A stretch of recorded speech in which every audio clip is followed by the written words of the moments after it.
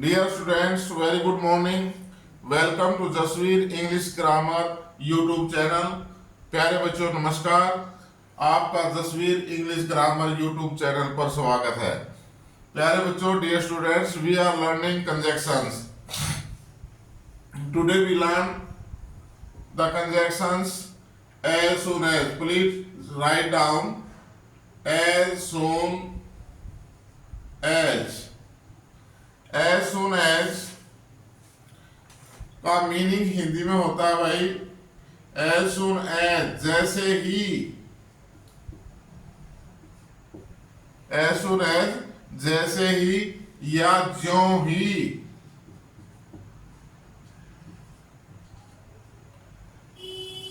Please write down the sentence as soon as.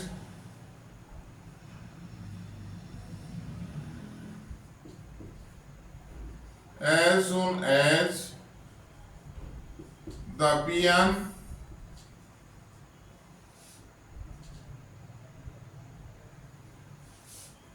as soon as the peon rang the bell, as soon as the peon rang the bell, we went into our classroom. We went into our classrooms.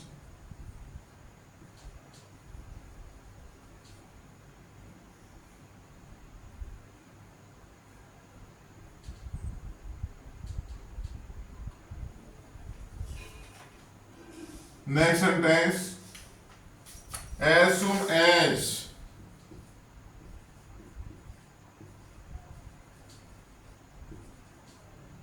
the rain stopped, R-A-I-N, rain, stopped, S-T-O-P-P-E-D.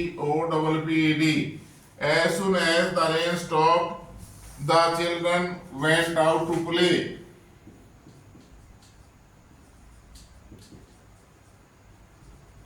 The children went out to play. Stop writing भाई. Please look at the board. as soon as हमारी conjunction है जिसका meaning Hindi के अंदर होता है जैसे ही ज्यों ही. as soon as जब दो कार्य बिल्कुल साथ साथ हों. there is no gap is like to zero time. जब जीरो टाइम का गैप हो, जब दो कार्य साथ साथ होते हैं तो वहां कंजक्शन हम यू जो है as soon as का प्रयोग करते हैं. as soon as the peon rang the bell, जैसे ही चपरासी ने घंटी बजाई. we went into our classrooms, हम अपने कक्ष में चले गए. as soon as the peon rang the bell, we went into our classroom. next, as soon as ज्यों ही जैसे ही 4-5 दिन से बरसात हो रही थी. as soon as the rain stopped, जैसे ही बरसात रुकी. the children went out to play, कई दिनों से घर में रुके हुए थे, बंधे हुए थे. जैसे ही बरसात रुकी, the children went out to play, लड़के बच्चे जो है खेलने के लिए बाहर चले गए. am I clear? this is the conjunction as soon as. next है conjunction, लिख लिया भाई सभी ने? Okay, very good. Next conjunction है हमारी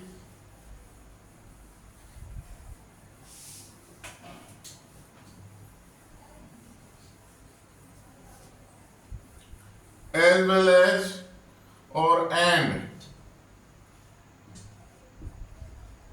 as well as और and भाई, A and D, and. जब किन्हीं दो कार्यों या दो नाउन्स को जोड़ते हैं हम as well as से भी जोड़ सकते हैं और and से भी जोड़ते हैं. लेकिन जब as well as से जोड़ेंगे the verb agrees with the first subject. as well as के अंदर क्या होगा? the verb agrees with the first subject. जो हमारी वर्ब होगी वो according to the first subject use होगी। Okay, am I clear?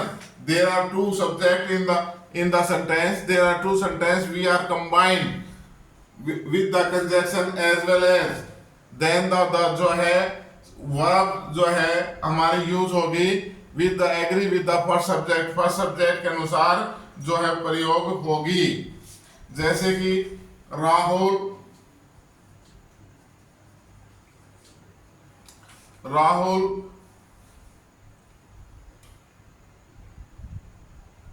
Rahul is to go to Delhi।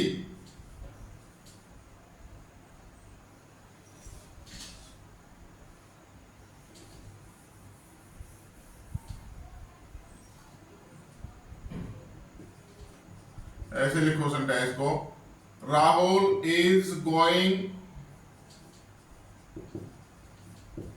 To Delhi, DELHI, Delhi today. Rahul आज दिल्ली जा रहा है। और सेकंड सेंटेंस है I am going to Delhi today, मैं दिल्ली जा रहा हूं। अब दोनों सेंटेंस सेम है, दोनों दिल्ली जा रहे हैं, तो अगर हम इन सेंटेंसेस को एज वेल एज से जोड़ें तो हम कैसे जोड़ेंगे? राहुल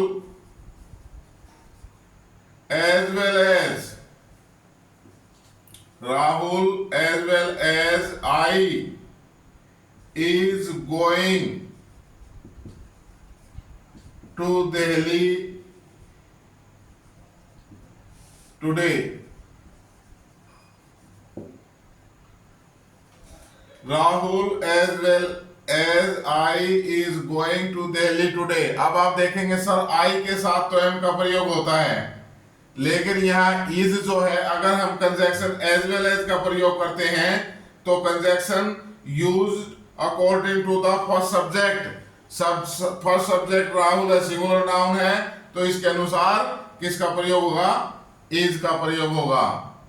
ओके, नेक्स्ट सेंटेंस देखें। Jasvir gave me books as well as money। Jasvir gave me books as well as money। मैं जसवीर सर के पास किताबें लेने के लिए गया था। आगे सर मुझे कुछ किताबों की आवश्यकता है, प्लीज प्रोवाइड मी। उन्होंने क्या किया? अच्छा तुम इतने गरीब जो है, तो Jasvir gave me books as well as money. Jasvir ने न केवल मेरे किताबें भी दी बल्कि मेरा आने जाने का किराया और कुछ खाने पीने के लिए पैसे भी दिए। तो यहाँ इन दोनों नाउन्स को हम एज वेल एज से जोड़ रहे हैं। अगर सब्जेक्ट के तौर पर हम किन्हीं दो नाउन्स को जोड़ते हैं या प्रोनाउंस को जोड़ते हैं तो एज वेल एज के साथ वर्ब जो है फर्स्ट सब्जेक्ट के साथ होगी। M I clear? एंड से भी जोड़ सकते हैं हम, एज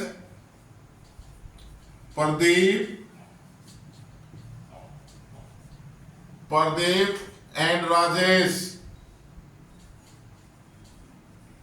प्रदीप एंड, आप दोनों के अनुसार जो है प्लूरल हो जाएगी। प्लूरल सब्जेक्ट हो गए दोनों, प्रदीप और राजेश। तो प्लूरल सब्जेक्ट के साथ जो है के अनुसार हम वर्ब का यूज करेंगे। वेंट टू सी द जू।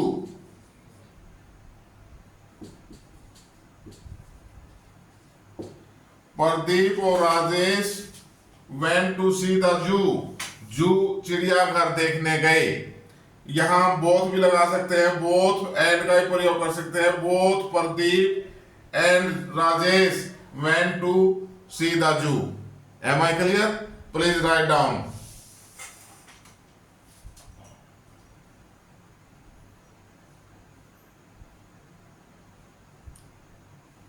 लिख लिया भाई? Very nice, thank you.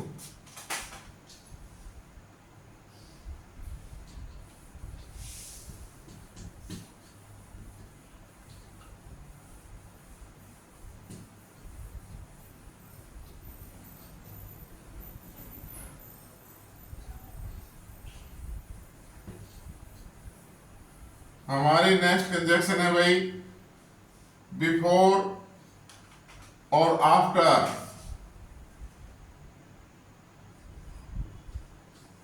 BEFORE before. Before means होता है पहले, आफ्टर बाद में।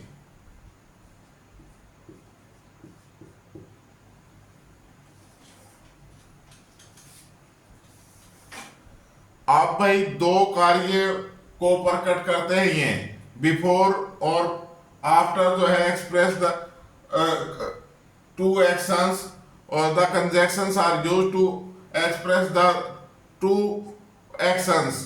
दो कार्यों को प्रकट जिनको जोड़ने के लिए कंबाइन करने के लिए हम बिफोर और आफ्टर का प्रयोग करते हैं। एक में जो है हमारा एक पार्ट में पास्ट इंडेफिनिट टेंस होगा, मैं आपको डिटेल में बता देता हूं, और एक में होगा past perfect tense. Past perfect tense, past perfect tense दर्शाता है पहले कार्य को, जो कार्य पहले कंप्लीट हो चुका है, जो कार्य कंप्लीट हो चुका है पहले से ही, दूसरा कार्य घटित होने से पहले। अगर पास्ट परफेक्ट टेंस का प्रयोग हम किसके लिए करते हैं? जब दो कार्य घटित होते हैं तो जो पहले कार्य कंप्लीट हो चुका उसके लिए पास्ट परफेक्ट, और जो बाद में घटित हुआ उसके लिए पास्ट इंडेफिनिट। ओके, यदि past indefinite past perfect tense पहले घटित हुआ कार्य, पहले घटित हुआ कार्य पहले दिया गया है,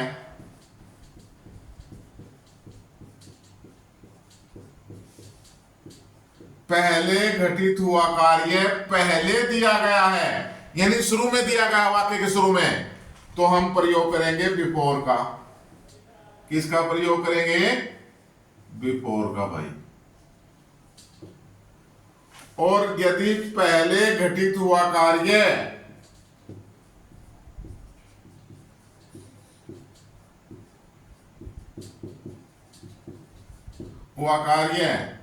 बाद में दिया गया है,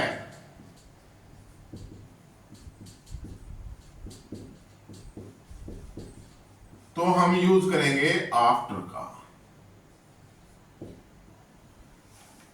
हम यूज करेंगे आफ्टर का। अगर पहले जो काम हुआ है वो पहले दे दिया तो बिफोर, पहले बिफोर, देखो ये मिल भी रहा है। अगर बाद में दिया है तो आफ्टर, मीनिंग से मिल रहा है। अगर हम इंग्लिश में एक्सप्लेन करें, if the past perfect tense is given in the very beginning of the sentence we use before, और if the past perfect tense is given in the second part of the sentence we use after. Am I clear? समझ में आ गया सभी के?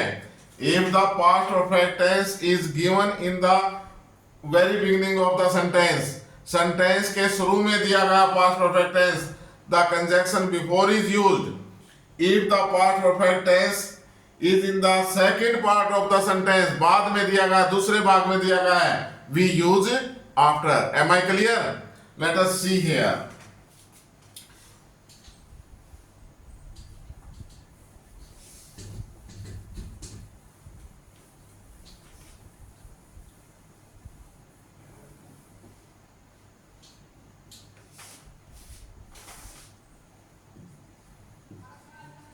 The patient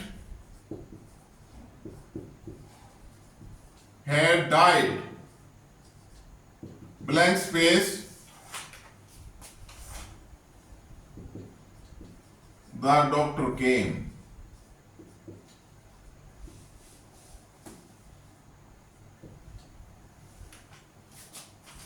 Next sentence.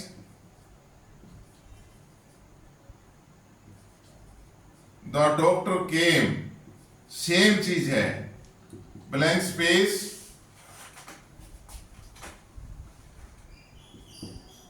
the patient had died.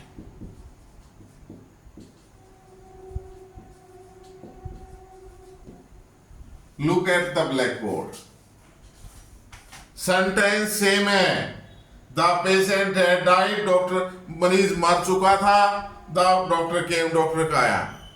इनके हमने जो है टेंस को आगे पीछे कर दिया है, पास्ट को आगे पीछे कर दिया।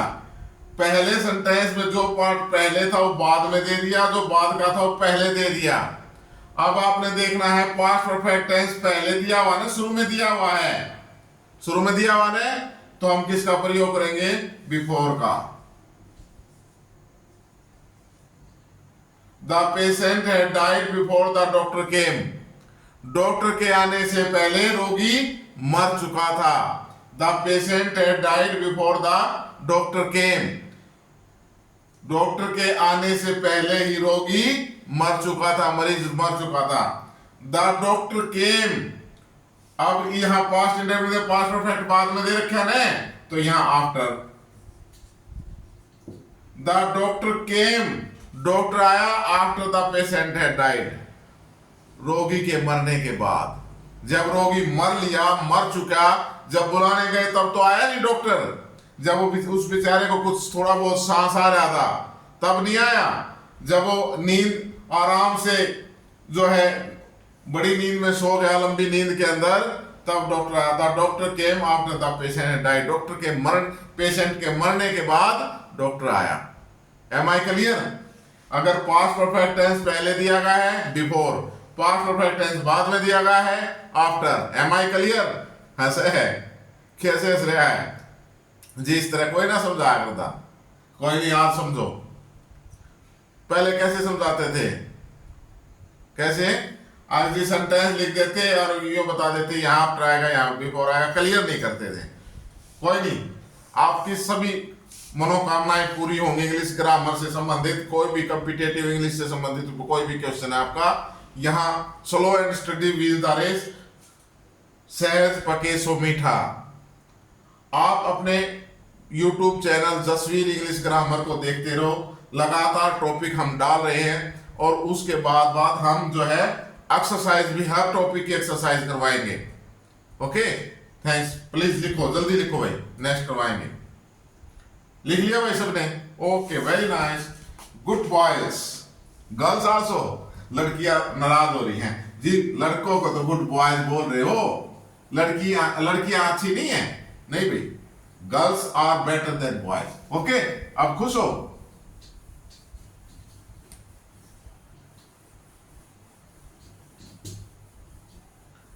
नेक्स्ट कंजक्शन है भाई हमारी इफ और unless.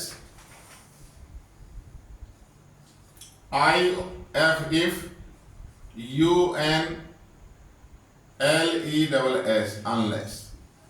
Both these conjunctions are conditional conjunctions. इनको हम कौन सी conjunctions कहते हैं? Conditional conjunctions. CONJUNCTION, conditional sentence conjunctions. If का meaning होता है भाई, if means अगर और यदि। अनलेस को अगर हम इंग्लिश में मीनिंग देखेंगे तो अनलेस मीन्स होता है इफ नॉट, अगर नहीं, यदि नहीं।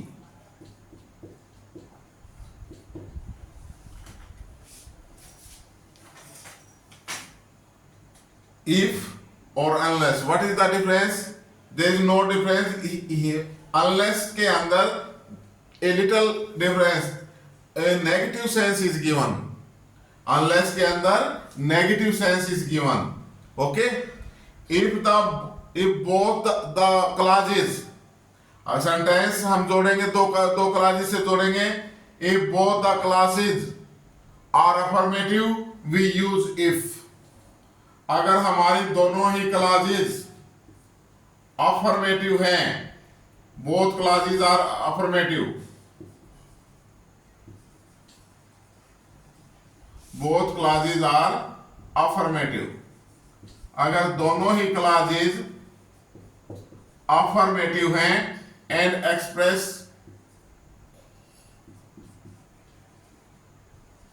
कंडीशन और शर्त को प्रकट कर रही है, तो हम यूज करेंगे किसका? इफ का।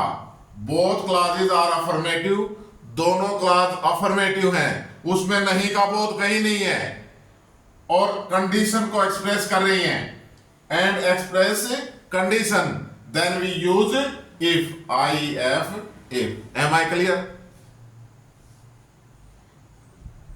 नेक्स्ट भाई, अनलेस। मेन क्लॉज और प्रिंसिपल क्लॉज, मेन क्लॉज भी हम कहते हैं या प्रिंसिपल क्लॉज। मेन क्लॉज और principal clause is negative,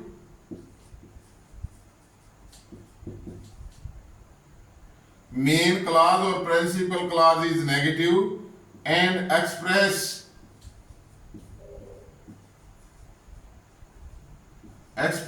condition।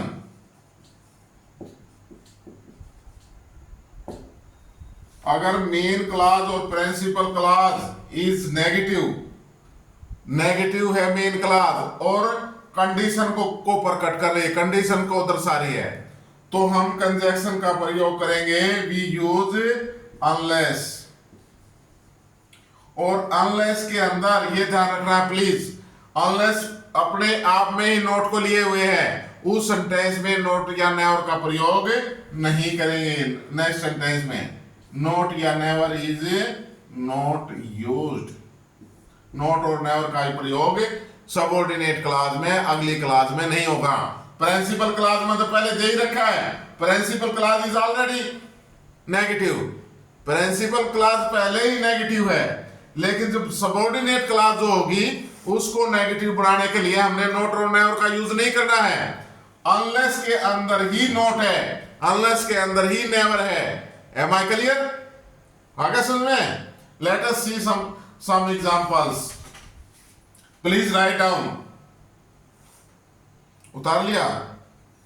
प्यारे बच्चों, मेरी आवाज थोड़ी मोटी है, ये मत सोचना सर जो है गुस्से हो रहे हैं।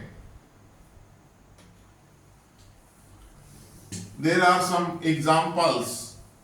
Let us see.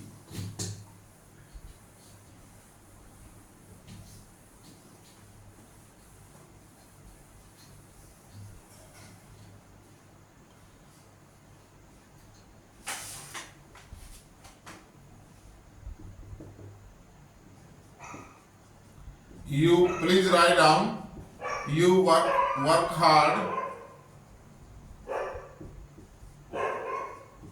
You will pass. Next sentence. You hit ice.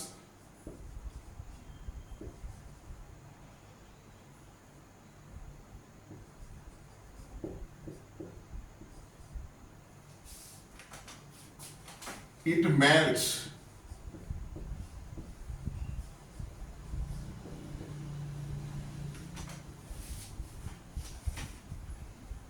Blank space.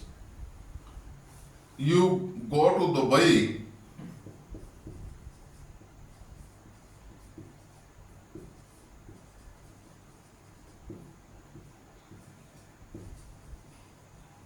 Please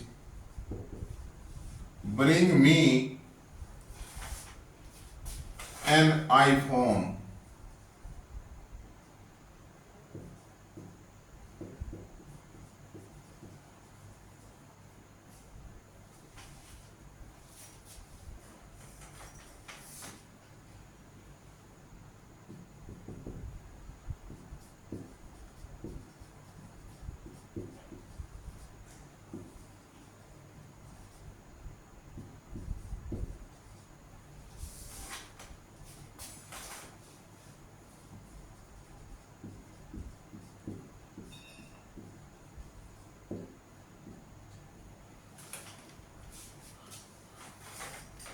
Please look at the blackboard.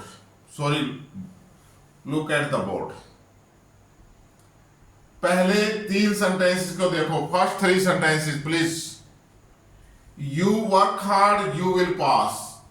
You work hard you will pass. इसके अंदर ये टेंस कौन सा है? प्रेजेंट इंडेफिनिट भाई, प्रेजेंट इंडेफिनिट टेंस। और ये कौन सा है? Future indefinite tense, future indefinite tense. Next heat, ये प्रेजेंट इंडेफिनिट टेंस है भाई, first form of the verb, present indefinite tense. और ये भी प्रेजेंट इंडेफिनिट टेंस है।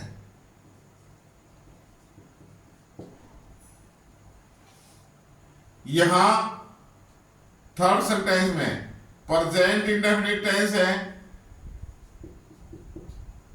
और this is the imperative sentence भाई। कौन सा सेंटेंस दिया गया है? ये इंपेरेटिव सेंटेंस। कंडीशनल सेंटेंसेस के अंदर ये सिचुएशन बनती है। एक भाग में प्रेजेंट इंडेफिनिट टेंस है तो दूसरे भाग में फ्यूचर इंडेफिनिट टेंस होगा। यदि यहां फ्यूचर इंडेफिनिट टेंस है या प्रेजेंट इंडेफिनिट टेंस होगा, या प्रेजेंट इंडेफिनिट है तो यहां फ्यूचर इंडेफिनिट टेंस होगा। दूसरी पोजीशन, दोनों भागों में प्रेजेंट इंडेफिनिट टेंस यहां भी और यहां भी, और यहां क्या है? एक भाग में प्रेजेंट इंडेफिनिट टेंस, एक में इंपेरेटिव सेंटेंस। सबसे पहले हम फर्स्ट सेंटेंस को लेते हैं, you work hard you will pass. If you work hard you will पास, दोनों अफर्मेटिव क्लॉजेज हैं भाई, दोनों क्लॉजेज अफर्मेटिव है। If you work hard you will पास, दोनों कंडीशनल सेंटेंस की बात कर रहे हैं हम। यहां दोनों क्लॉजेज अफर्मेटिव हैं, इफ का प्रयोग। If you heat ice it melts, you go to Dubai please bring me an iPhone, दोनों अफर्मेटिव हैं, इफ का प्रयोग। पहले तीनों सेंटेंस में दोनों क्लॉजेज अफर्मेटिव हैं तो हम किसका प्रयोग करेंगे? इफ का। अब यहां देखो, you work hard you can not pass, ये नॉट नेगेटिव दे दी। मेन क्लॉज क्या आ गई? नेगेटिव है। जब मेन क्लॉज नेगेटिव है तो उसके अंदर हम किसका प्रयोग करेंगे? इफ की बजाय अनलेस का। Am I clear? हम किसका प्रयोग करेंगे? अनलेस का। Unless you work hard you can not pass, unless का मीनिंग भी वही है, अगर तुम मेहनत नहीं करते you can not pass. Am I clear? ये टेंसेस की हम कंडीशनल सेंटेंस करेंगे तब आगे मैं क्लियर करूंगा। अभी मोटा मोटा बता देता हूं आपको कुछ कंडीशन सेंटेंसेस और स्पेशल क्लास हो गई हमारी इनकी। Present indefinite tense, future indefinite tense.